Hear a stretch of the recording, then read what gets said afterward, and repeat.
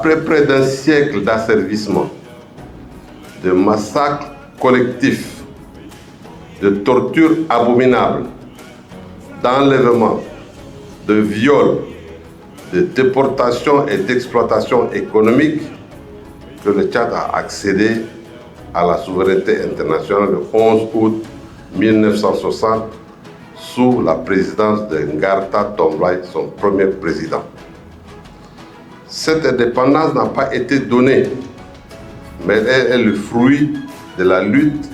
et de la résistance de ses enfants.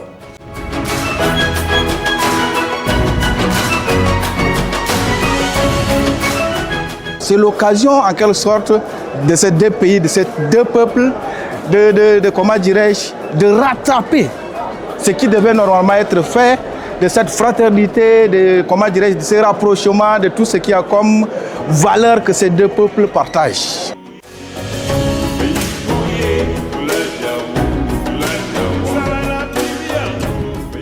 Que les deux visites officielles du président tchadien, le maréchal Mohamed Idriss Déby Itno, en septembre 25, et à l'occasion de la tenue de la foire commerciale intra-africaine à Alger, et celle sur invitation du président Abdelmadjid Tebboune du 22 au 24 avril 26, ont profondément redynamisé les relations de solidarité et d'amitié entre les deux pays dans nombreux domaines et de coopération. Dans le sillage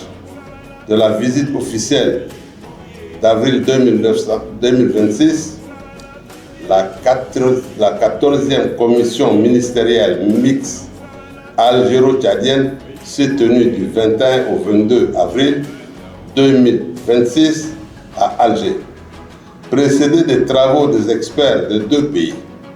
À l'issue de cette grande rencontre au sommet présidé par les deux chefs d'État, 28 accords et mémorandums ont été signés entre les deux pays, couvrant plusieurs secteurs.